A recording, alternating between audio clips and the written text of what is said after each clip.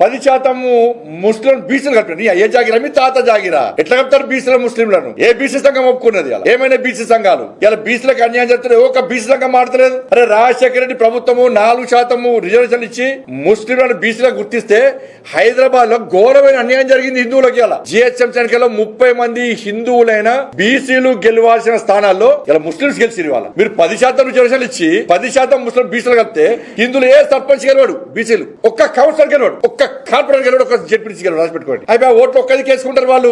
హిందువుల బత్యం తెలంగాణ రాష్ట్రంలో బిచ్చబత్ హిందువులది అడకదిరా మిమ్మల్ని ఏమన్నా ఎంఐ పార్టీ ఒత్తిడికి తలొక్కియాలా? హిందువుల మనోభావాలు దెబ్బతీసి ఏందన్న జాతి, అరే మేము బొట్టు పెట్టుకుంటాం, మాకు గోత్రం ఉంటది, జన్మనామం ఉంటది, జన్మ నక్షత్రం ఉంటది, మేము ముల్దారం కట్టుకుంటాం, మా జాతిది.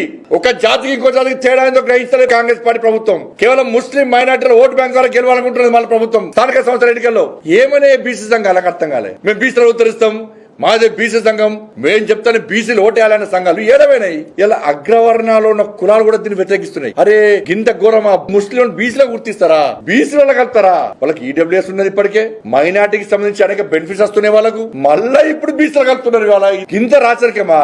ఓవైసీ కుటుంబం, రేవంత్ రెడ్డి హిందూ వ్యతిరేక గ్యాంగ్, వీళ్ళిద్దరు కూర్చొని రాత్రిపూట ముచ్చట్లు పెట్టి ఇవాళ హిందువులను రాచి రంపాన పెట్టడమే లక్ష్యంగా చేసే కుట్రనే ఇది.